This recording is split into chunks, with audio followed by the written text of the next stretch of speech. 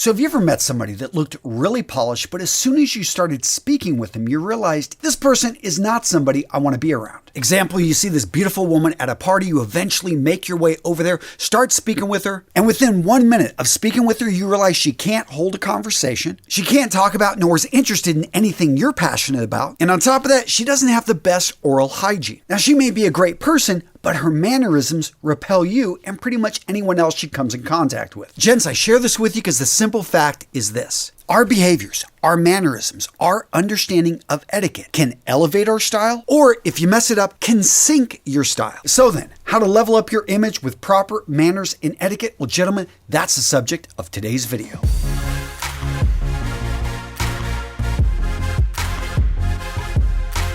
So let's start this off with an old school etiquette tip that will definitely set you apart from the crowd. This one old money habit that is so simple, but so few people do it in a world full of competition can easily move you to the front of the line. And the best part is this habit can help you both in your personal and business relationships. So what's the habit I'm talking about? Gentlemen, handwritten notes. Seriously, how many times have you done something for somebody and received no thanks? I know for me that seems like the majority of the time. And how many times have you done a lot for somebody and gotten maybe a verbal thanks or a text with, THX? On the flip side, how many times have you done something for someone that was maybe minor, maybe it was a little bit of work, and you received a care package? I remember one time I spent an hour on the phone with another business friend and I just helped walk her through a problem that I knew how to solve. I didn't think it was too difficult and didn't think anything of it. She asked for my address and she not only sent me a handwritten letter, but chocolate covered strawberries. She knew I had a family. It was delivered right to our door. And when I got home, it was already open. My kids were like, "Who sent you this? This is so awesome." Now, did she have to do that? No. But as you can tell, when I'm just thinking of my friend Modesita, it just gives me good feelings, and that's what you want to associate here. To paraphrase Maya Angelou, people will forget what you said, but they will never forget how you made them feel. So how can you make people who have assisted you feel amazing? Maybe sitting down and writing a letter to your old coach and telling him how much he means to you and how you're still using his lessons a decade later. When you make it a habit to thank people properly, you are going to have a reputation as somebody that not only pays attention to the details, but somebody that is warm, somebody that's friendly, somebody that other people want to be around. The next old money mannerism that can elevate your style: remembering people's names. Now, the first step in remembering people's names is to realize that most of us can't do it very well. And this is partly because most names are arbitrary. By that, I mean most names aren't associated with the characteristics of the person. Example, if I say the word coin, something like this probably pops up in your mind. Which, by the way, if you'd like to earn yourself an RMRS Challenge coin, go down into the comments section and add value to this video. Perhaps by sharing with us a story about how proper manners leveled up your image. So get down there in the comments, have some fun, and we'll choose at least half a dozen of you guys in the next week. So getting back to names being arbitrary. When I say the name Mike, what comes to mind? Who comes to mind? Maybe a good friend, but most likely quite a few. We know quite a few Mikes, right? And the name isn't tied to the characteristics of the person. There are short Mikes, there are tall Mikes, there are large Mikes, there are fast Mikes, there are smart Mikes. Now, because of that lack of association, it's difficult for our brains to latch onto what the name of this person is, especially when you're meeting a lot of people in a short amount of time. So knowing this, acknowledging this, and also acknowledging the fact people love it when people say their names. So acknowledging that for most people, names are difficult to remember, and as Dale Carnegie said, a person's name is, to that person, the sweetest, most important sound in any language. So knowing this, gents, you can easily set yourself apart from the crowd by having a technique to remember names. The easiest way is to write them down. Better yet, when you meet somebody, especially in a business setting, you have them enter their information right into your phone contacts. I do this all the time. After I've been speaking with somebody for a few minutes who I realize I want to stay in touch with, all of a sudden I'll say, "Hey, can I get your contact information?" And then I send them a quick text to make sure they have my information. Now, in a personal setting, that may be a bit odd, but when you're meeting somebody for the first time, there's nothing wrong with saying, "Hey, I'm really bad at remembering names. Do you mind if I write it down?" Apparently, this was a tactic of former President Bill Clinton. And here's the thing is no one really took offense to this. It was actually, wow, he thinks I'm important enough, and this is before he even got big. People are like, wow, this person really wants to know my name, and they're not good at it. Yeah, I don't have an issue with it. I just did this the other day. We had a Chinese couple move into the area. Their daughter, good friends with my daughter, they ice skate together, but their names, very difficult for me to remember. So I said, "Hey, do you mind if I write it down?" Ooh Yan. I wrote it down exactly like it sounded, not how it would actually be spelled out. Point being, is I had it right there on my phone notes. And when I saw Uyan 3 weeks later, I was able to call him by his real name. Now, if you don't want to write it down, 3 other tactics that are really great are: 1, actually, when you're speaking with the person, say their name multiple times. Now, don't make it weird, but whenever you say somebody's name, this is a different way of remembering. I don't know about any of you guys, but I played piano as a kid. I don't remember the notes. I don't even remember the name of some of the songs. But you know what? When I sit down, I can still play. Why? I've got muscle memory. I played that much. So when you say a person's name again and again, and you're looking at them, this is a form of creating memory and association. And speaking of association, that next tactic is to take their name and add a part to it that is a characteristic of them. So you meet a really big guy. His name is Andre. Andre the Giant. Don't say it maybe to his face. He's probably heard it before. But, that's how I would remember that person's name. Now, speaking about remembering names, let's talk about the old money etiquette of making proper introductions. I see this all the time at parties, that people just assume that other people know each other. Here's the thing. If you don't know for sure, there is nothing wrong with making an introduction. In addition to that last point, it helps you remember the name when it's somebody new. And yes, they may already know each other, but they may have forgotten what that person's name is. Yeah, I've seen them around town. I can't remember their name. I see so many people not doing this.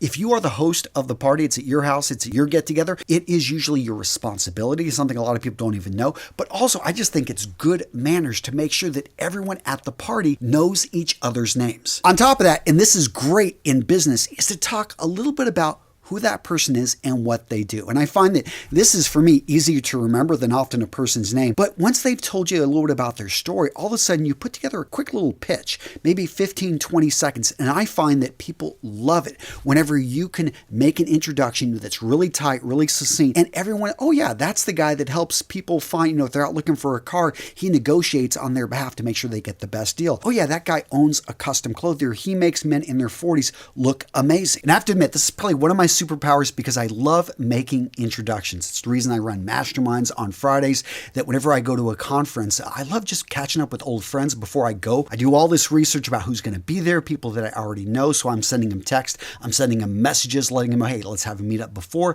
a meetup after. And also you're given that outside perspective. You realize that, okay, this guy has a YouTube channel and he talks about big ideas. He talks about new and trending things. And this person is running a company that actually it fits. Like, I've got to get these two people. You see them on opposite sides of the party and you're like, I've got to make that introduction. Everybody loves it when somebody is out there looking for their best interests, and it really creates and it helps with the dynamics of the party. Now let's talk about something you don't want to do. You don't want to be talking about money. I get it. If it's a finance event, of course you're going to talk money. But if you are doing really well, here's the thing, is you don't want to be out there bragging. You don't want to be out there trying to show off. Yeah, that's kind of I get it. Maybe, and that's a whole other video, new money versus old money. Old money, and the idea behind this is that you don't have to brag. Like, it's already like, you know your stuff and you know who you are, and it's not about putting it in other people's face that, yeah, the business is doing. Now, if they ask, you can maybe get into something, or you can maybe steer the topic in a different direction, but you don't want to make people feel uncomfortable. Money, religion, politics, these are topics that oftentimes can be very polarizing for people. And if people have a very different view, or maybe they're not doing so well money-wise, it can put them in an embarrassing situation. And that's really what you want to avoid. Now, what if you're at a party? What if you're at an event? What if you're speaking to somebody that you realize doesn't really know what they're talking about? This person maybe hasn't traveled. They don't speak the language. In my case, I cannot seem to pronounce anything that is French. Hey, I grew up in a trailer park. I've only spoke one language, but maybe you speak 5, and maybe French is one of them, and you notice this person keeps mispronouncing things. Do you correct them in front of everybody? I would say you want to be really careful with that. In fact, I would say it's an old money technique, just to simply, you want to educate, but you do not want to put people down. You don't want to belittle. You don't want to come off as patronizing. Now, how to do this? I always think it's best in private, or to approach it in a way. It's like, you know what? I was over in France about 2 years ago, and this is how I heard it pronounced. I'm curious, like, what do you guys think? Like, is there a proper way? And all of a sudden, you're genuinely curious. Maybe this person knows something. I like to assume that this person, yes, they may not have traveled to France. They may not be as well read, but you know what? This person probably has a lot more hands-on,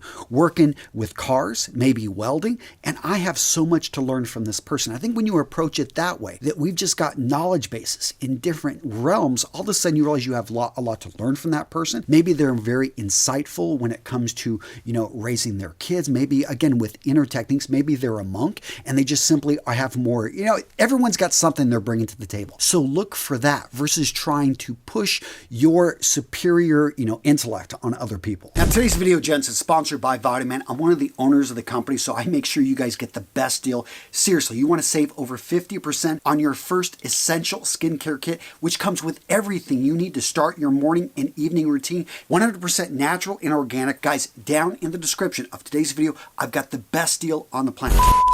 Now, when it comes to mannerisms with speaking, you want to speak clearly and you want to speak calmly.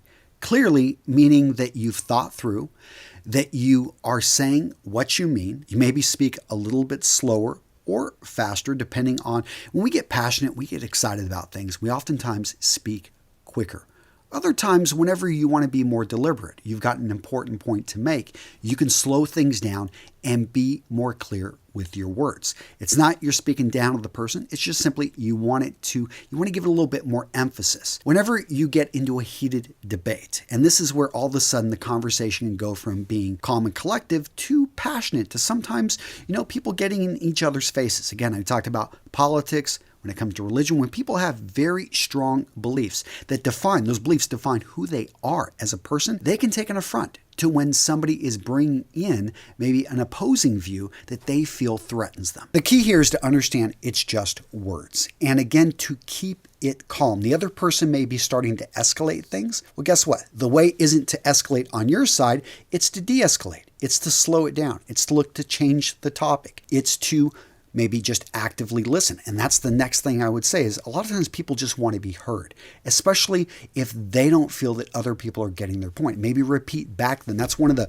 best techniques with active listening. You're not agreeing with the person, but let me understand what you're saying here. And you are repeating back to them, maybe asking for clarification, asking more questions. And again, you may not agree at all with their stance in politics, but you're really coming to understand why do they think the way they think. And when you ask these clarifying questions that they have to answer, all of a sudden they may come up with I've never thought about that, or I'm not sure why actually he did that, or why I believe that way. If you can imagine, it's like language judo. They are throwing the energy out. You are taking in the energy and redirecting it. Now, this next old money behavior takes time, but I think that a man should cultivate hobbies. And this may be picking up other languages. It may be learning a musical instrument. It may just be exploring a different realm, maybe horseback riding, getting into something that really opens up the mind. Now, a lot of you guys know you're working multiple jobs. How are you going to fit that stuff in? I think a hack to this is become really good at asking questions.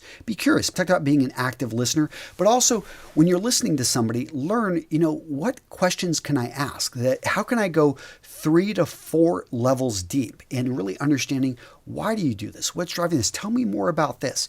Because whenever you can go deeper with those questions, I think it could help you even find maybe something you're really interested in, because we all need a distraction from work.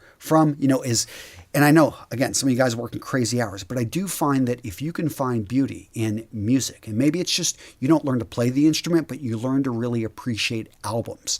You do have that commute to and from work. You can spend an hour going back and listening to classic rock albums of the 1970s and 80s, and all of a sudden you're understanding how things are put together. You could become a little bit of an aficionado. There are ways, I think, to be able to cultivate an understanding of different things, of different life, and all of a sudden you'll find that you can bring that into conversation in a deep way. And I think that right there, just again, getting your mind to go beyond the day-to-day drive, that we all have to do. And a tactic that I like to employ as a guy that works a lot. I got 7 kids. I got 5 companies. I listen to audiobooks. I combine that with my exercise when I'm out walking, when I'm out, down in the gym. I just love being able to go back, and biographies are huge. And again, it enables you to have a well-rounded understanding of different things. You can go to different places, all through simple books that you can, kind of double whenever you're out driving, whenever you're out working out, and all of a sudden you can be more well-read and you can have better conversations and ask better questions. So a few quick ones. Be punctual. Your time is important. Respect other people's time. There's no such thing as being on time. You're early or you're late. and try to be that person that's always 5 to 10 minutes early. Have something to read, something to listen to, and you will always be, amaze people that, wow, this guy is always on point. You develop your reputation that way. Next up, don't gossip. Don't say anything about somebody that you wouldn't say to their face. If you would say it to their face, then it's not gossip. It's just simply your belief. Maybe it's even the truth. You don't want to ever say it and it come back to somebody that you were talking about them and you didn't want them to hear that. And let's talk about being gracious. Now, it's easy to be gracious when you receive what you want, but what about when you receive that harsh criticism? You get that feedback that you weren't expecting, and yeah, it's tough for you to take. Well, here's the thing, is that person was either, maybe looking to bring you down, but most likely that person, especially if it's a friend, if it's a colleague, they were looking just to that's their view. And it may be right, it may be wrong, but you need to thank them for it and appreciate their courage in actually presenting that information. And maybe that's all you have to say. You don't have to agree with it. But what you do want to do is you want to show that you have received it, you're processing it, and thank them for throwing it out there. Now, what about table manners? Let me know in the comments if you want to see this video, because I started adding it to this one and I realized it would have been an additional 10 to 20 minutes. So it deserves its own video, I think, but let me know in the comments. And when it comes to dressing, when it comes to accessories, old money stuff, guys, I got you covered in this video right here, because yes, you do want to dress appropriately. You don't want to be gaudy when it comes to the accessories. I've got you covered how to do it the old money way in this video. Boom, right here. Check it out. It's a good one. Oh yeah.